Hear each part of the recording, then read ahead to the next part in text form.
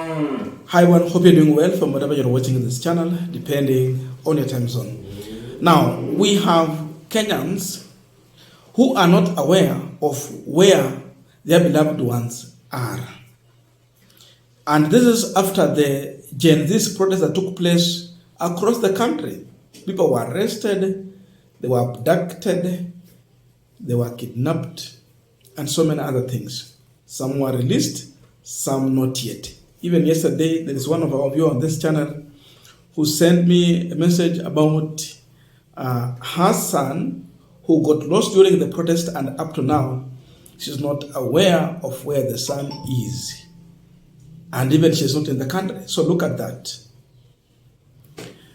So Ruto denied that he's not aware that there is any Kenyan who has been abducted, who has been forcefully disappeared. He said he's not aware. And Jimmy Wanjigi, together with some of the families whom their beloved ones are missing, called for a press conference to respond to William Ruto and address him directly.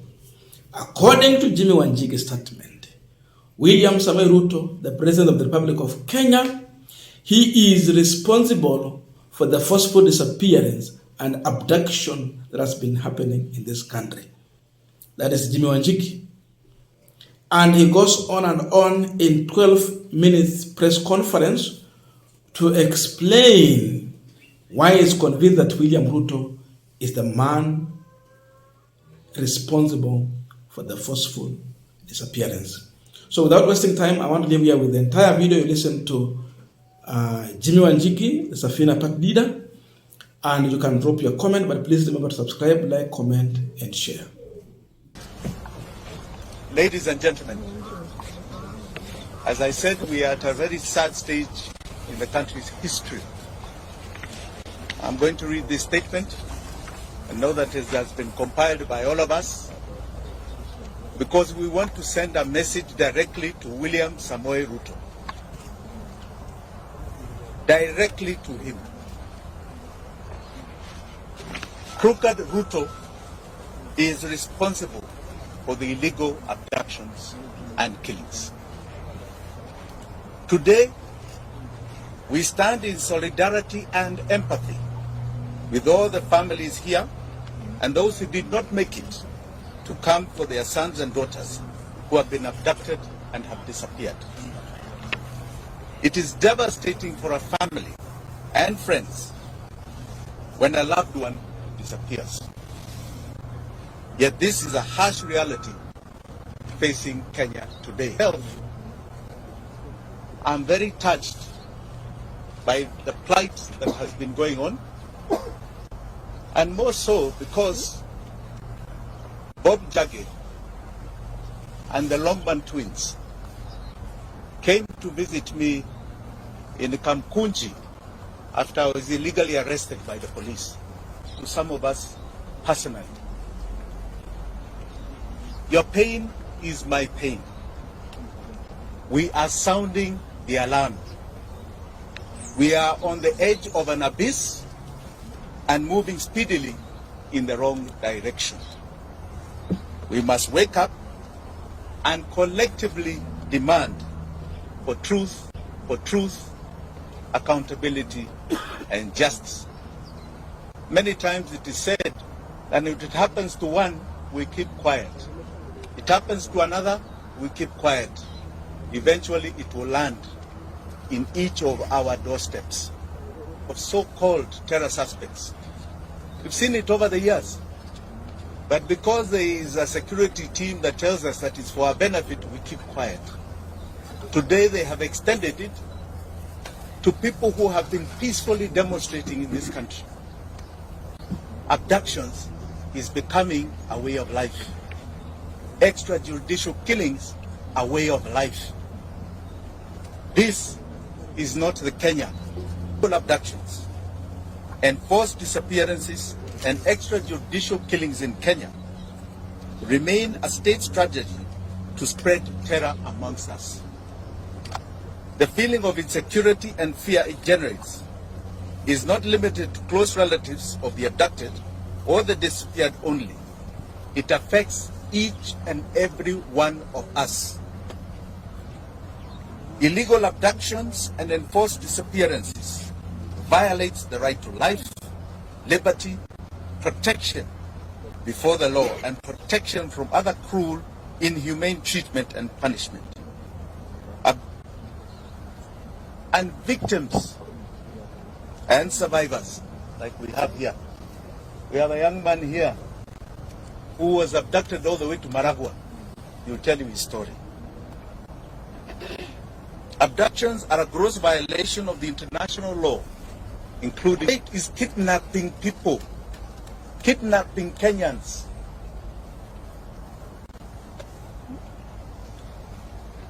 They are a crime against humanity. Family and friends of people who have been abducted and disappeared experience slow mental anguish, not knowing whether their son or daughter, mother or father are still alive, not knowing whether he or she is being held or how they are being treated. Searching for the truth put whole families in great danger.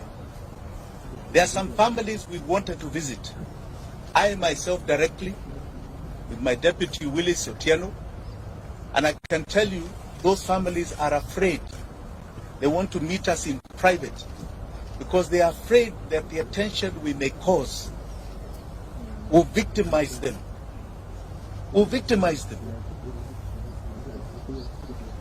No order or instruction of any public authority, civilian, military, or other, may be invoked to justify a form of abduction, stroke kidnapping, to enforce disappearance.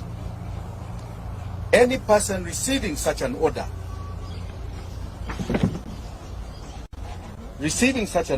or instruction shall have the right and duty to not obey it. Article 26 of the Constitution of Kenya guarantees every Kenyan the right to life, specifically stating a person shall not be deprived of life intentionally. Article 28 and 29 of the Constitution provides the human dignity, freedom, and security of the persons, which includes and not be subjected to torture or treated or punished in a cruel and inhumane manner. The Inspector General of the National Police Service, under Article 245 of the Constitution, must exercise independent command of the police. We have seen what is going on. You have an IG who stands up and says you can demonstrate. It's in the Constitution. 2 days later, he's chasing everybody from the streets and his officers are shooting. Who is giving him those orders? The IG is constitutionally required to ensure the police operate with the highest standards of professionalism and comply with constitutional standards of human rights and fundamental freedoms while performing their work. In exercise of the command of the police, the IG has the constitutional responsibility to ensure that the officers commit to protect the right of life of all Kenyans by adhering to the Constitution. President William Ruto took oath and swore that he would truly and diligently serve the people of the Republic and the Republic of Kenya. He would diligently discharge his duties and perform functions in the office of the President while doing justice to all in accordance with the Constitution and the laws of Kenya without fear, favor, affection, or ill will.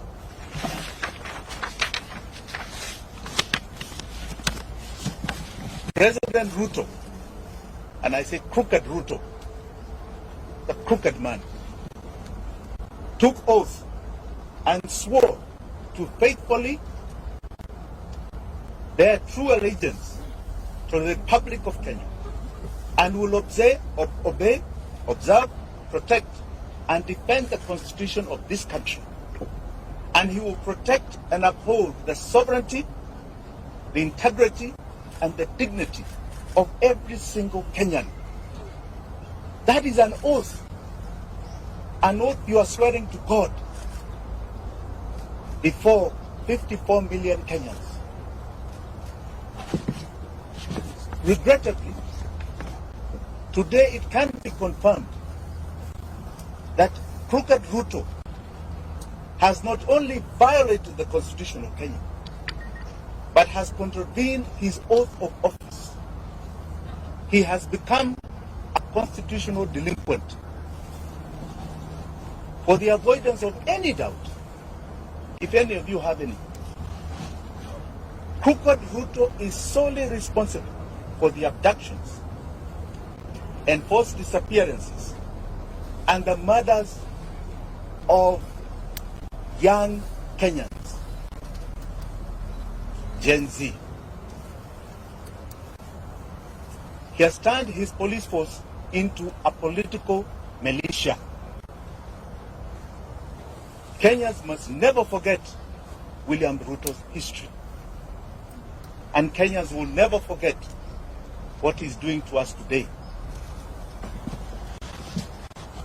Crooked Ruto is hypocritically mocking, laughing, and demeaning the abducted, disappeared, and murdered sons and daughters of this country, and their loved ones who are painfully crying daily. The only crime they have committed is exercising their constitutional and democratic right to peacefully and unarmed demonstrate on the streets in our country. We will not yield to crooked Ruto's tyranny. We will not. Because to yield is to advertise to all those that have fought for the democracy that we have today, starting from 1920.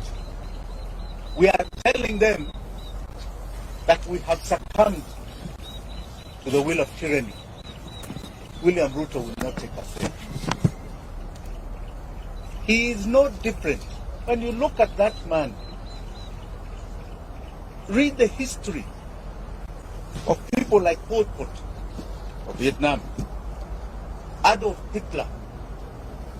Read the history of Amin Dada, who was just next door to us, Umar Bashir, who created atrocities in Sudan. He is no different. He's not a man to glorify.